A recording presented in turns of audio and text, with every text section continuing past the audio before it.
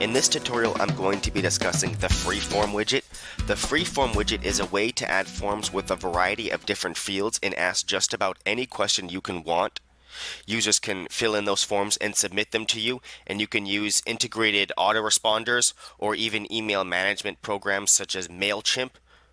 And if you want to ask users specific questions, you would want to use freeforms. If you want users to be able to send you a message or to contact you with email or phone or another contact method, you would want to use the form contact. However, if you want to customize what you're asking the user, then you would want to use the free form because it is a lot more freedom. So once you create the free form, it's going to ask you to choose a new field.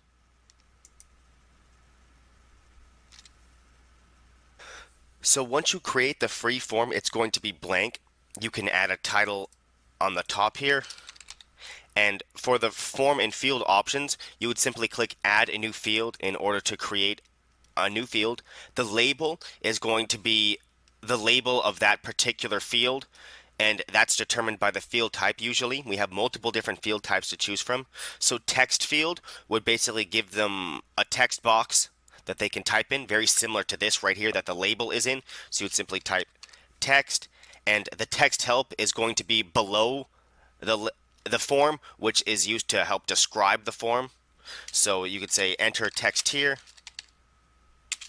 and that'll let them know they can enter text there. And the placeholder, that's not really going to be visible directly on the website, but that is visible in the coding of the website. So if you're viewing the HTML, you can use placeholders to locate particular fields easily.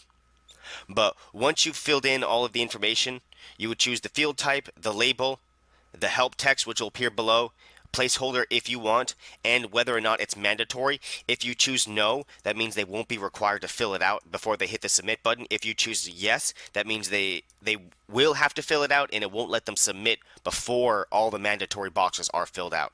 So once you have all that set, you can click save, and you can see on the right there, it has now created our little text box with our text right on the top. The label is the text, and the help text is right below that. That says enter text here, and you can enter text, and then if they were to send the form, then that form has now been submitted.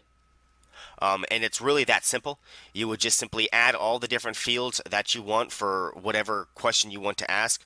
So let's say if you wanted their name, you would put name here, and then they would enter their name. All sorts of different field types. The email field is specifically for emails, so that'll recognize if it is an email or not.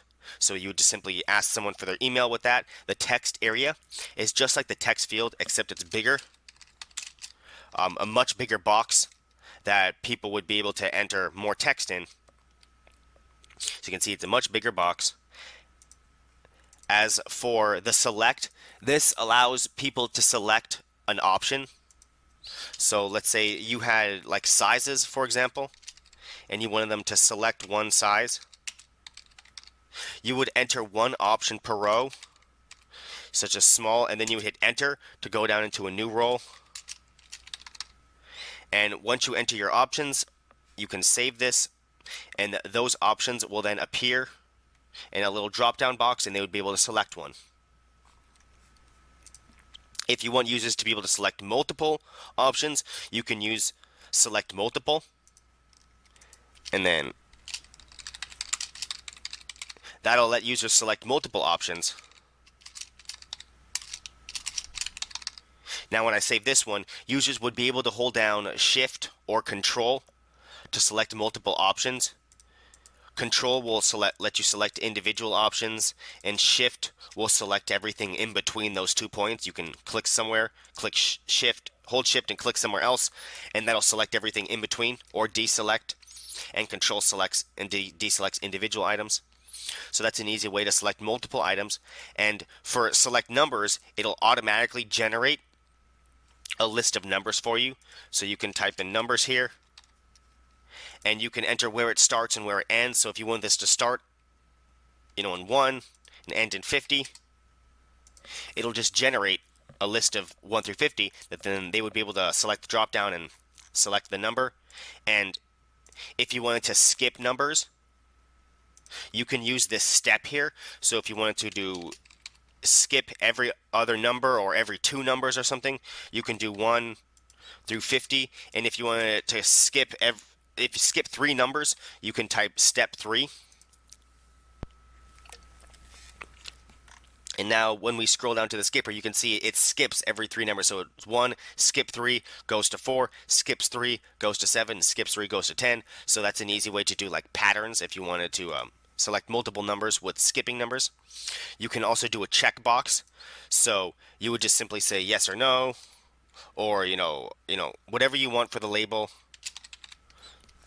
And then they would be able to check or uncheck, and that'll automatically create a checkbox for you, as well as file upload. So you can actually ask someone to upload a file. So let's say you want them to upload a picture or something. You can select file upload, and then this will actually let users upload a file from their computer. And they would be able to browse their computer system and actually upload a file. So that's an easy way to upload files or get files from people. You can also do dates. So this is going to basically create a calendar, and they would be able to select a date. And you can ask whether it's only future dates, yes or no. So if you select no, that means they'd be able to select a date in the past. Or if you're like asking for future reservations or something, you can select yes, and they will not be able to select a past date, only a future date. You got to give this a label.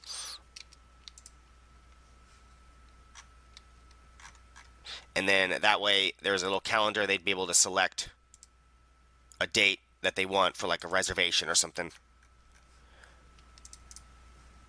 As well as rating. So you can do star ratings.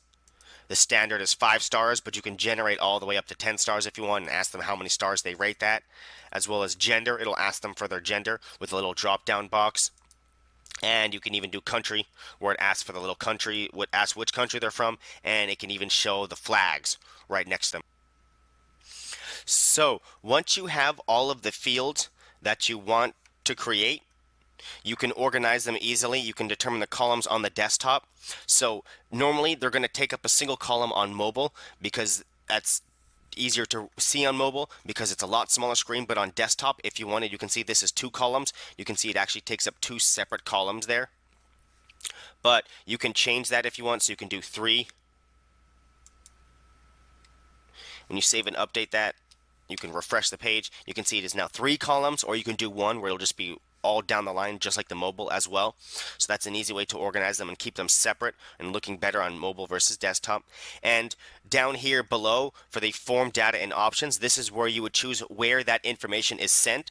So you would type your email here, and that's where it would go. It would go to that email, and you can enter more than one email address if you separate them with a comma.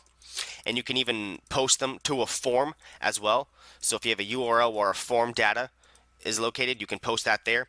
And this is the text for the submit button. And this is going to change what that submit button would look like instead of send form. And here is the help/explanation text. Here's where you can enter like a brief description, please fill out the information and we'll get back to you. And then it'll let people know to fill out the information below, and that's going to appear above everything. You can see that just appeared right there below the title. And that's the help explanation text. And for the autoresponder, if you want to enable the autoresponder, this is going to automatically respond to anyone if they enter their email address. So in order for this to work, you'll have to actually have an email address field and ask for their email address in order to actually use the autoresponder. And for the autoresponder to actually respond to them, they have to enter a correct email address. So once you have that field,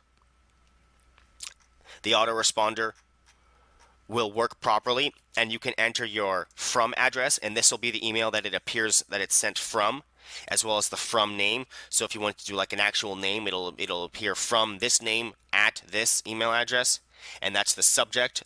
So always make sure you put a nice subject, and that's the body of the auto response right here. So this is the text. You'd say, thank you for messaging me, however you want to do it. And whatever you type here is what's going to email to them. And you can also integrate with MailChimp. You would simply log into your MailChimp, find your API key, and you can simply paste that right there. and it's very easy to use. And we are going to be adding more integrations as well. And once we add more, we're going to make some tutorials on that as well. So you can see the free form. It's pretty easy to use. The additional options are just like all the other widgets. You can determine whether this is mobile only or desktop only. And the additional styles let you determine the background and some of the custom classes as well as animations as well. So it's pretty obvious. The free form is very easy to use. You would simply click add a new field, choose what field it is, and enter the text. Once all of your fields are created, make sure to put your email address in the send to, and you're all set and ready to go.